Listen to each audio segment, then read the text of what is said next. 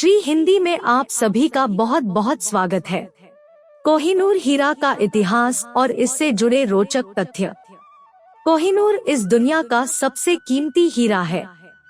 बाबरनामा में बाबर ने कहा है कि अगर कोहिनूर को बेच दिया जाए तो उसकी कीमत से 2 दिन तक पूरी दुनिया को खाना खिलाया जा सकता है।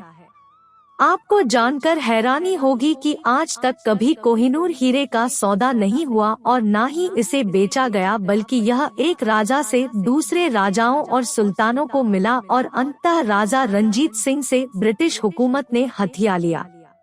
जब कोहिनूर हीरा पाया गया था उस समय यह कुल 739 कैरेट का था, लेकिन औरंगजेब के शासन में वेनिस के जौहरी होर्टेंसो बोर्जिया द्वारा तरह से जाने के बाद यह केवल 186 कैरेट का बचा और बाद में इसे फिर महारानी विक्टोरिया द्वारा तराशवाया गया, जिसके बाद अब यह महज 105.6 कैरेट का बचा है। मुगल काल में कोहिनूर हीरे को बाबर का हीरा कहा जाता था, जिसे हुमायूं ने बाबर को भेंट किया था। शाहजहां के मयूर सिंहासन में भी कोहिनूर हीरा जड़ा गया था, जिसे तख्ते ताउस के नाम से भी जाना जाता है। ईरानी शासक नादिर शाह ने इस हीरे का नाम कोहिनूर रखा। कोहिनूर एक फारसी शब्द है जिसका मतलब रोशनी का पहाड़ होता है। यह नाम हीरे को उसकी चमक और चकाचौंध के कारण मिला। 1658 में कोहिनूर हीरे को चखने की वजह से आनंद बाबू की मौत हो गई थी। हिंदुओं के धार्मिक मान्यताओं के अनुसार कोहिनूर हीरा लगभग 5000 वर्ष पुराना है, जो सांस्कृतिक इतिहास में स्यमंतक मणि के नाम से प्रसिद्ध थी। यह मणि जामवंत को मिली थी, जिसके बाद उन्होंने इस मणि को हिंदुओं के आराध्य भगवान श्री कृष्ण को दे दिया था और बाद में कृष्ण जी ने उनकी पुत्री जामवंती से विवाह किया था। शुरुआत में जिस इंसान को कोहिनूर हीरा मिला था उसने लिखा था कि यह कोहिनूर हीरा जिसे मिलेगा वह पूरी दुनिया पर राज करेगा। हालांकि महारानी विक्टोरिया के संदर्भ में यह बातें भी कुछ हद तक सही हैं। एक तरफ जहां कोहिनूर को वरदान माना जाता है, वहीं दूसरी तरफ इसे अभिशाप भी माना जाता है। इतिहास में कोहिनूर जिन जिन राजा और शासकों के पास गया उनके दुर्भाग्य और मौत का कारण बना। कुछ मान्यताओं के अनुसार कोहिनूर हीरा केवल पुरुष स्वामियों के लिए दुर्भाग्य और मौत का कारण बनता है, जबकि महिला स्वामिनियों के लिए यह हीरा सौभाग्य के नए द्वार खोल देता है। इन्हीं मान्यताओं के कारण महारानी विक्टोरिया ने कोहिनूर हीरे की वसीयत राजघराने की महारानियों के नाम कर दी थी। उन्होंने कोहिनूर से जुड़ा हुआ ताज पहनने का उत्तराधिकार केवल महारानियों को दिया है। अगर ब्रिटेन के राजघराने की सत्ता किसी पुरुष राजा के हाथ में है, तो कोहिनूर से जुड़ा हुआ यह ताज उसकी पत्नी तथा ब्रिटेन की रानी पहनेंगी।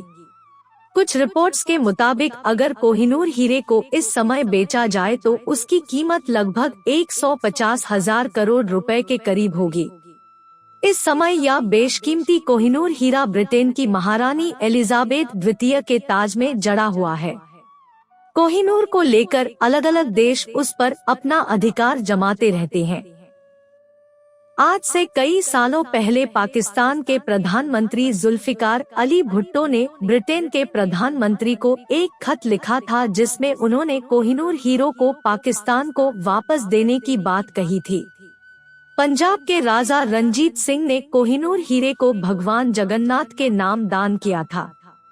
भारतीयों का मानना है कि कोहिनूर हीरा भगवान जगन्नाथ का उत्तराधिकार है, क्योंकि महाराजा रंजीत सिंह ने इसे उन्हें दान किया था। अतः ब्रिटिश हुकूमत को यह हीरा वापस लौटा देना चाहिए।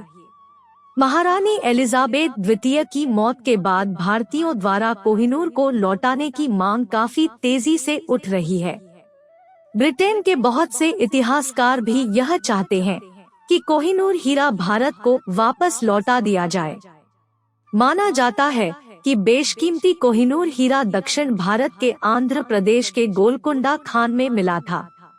साल 1306 में पहली बार कोहिनूर हीरा चर्चा में आया था।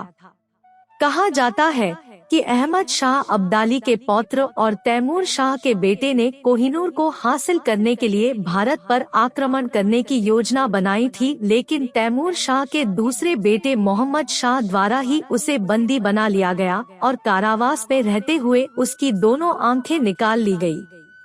दोस्तों, अगर आपको वीडियो पसंद आया तो लाइक करें और हमारे चैनल को सब्सक्राइब करें ताकि आपको ऐसे नए वीडियो का नोटिफिकेशन मिलता रहे और आपका जीवन खुशहाल और आसान हो जाए। वीडियो देखने के लिए आपका बहुत बहुत धन्यवाद।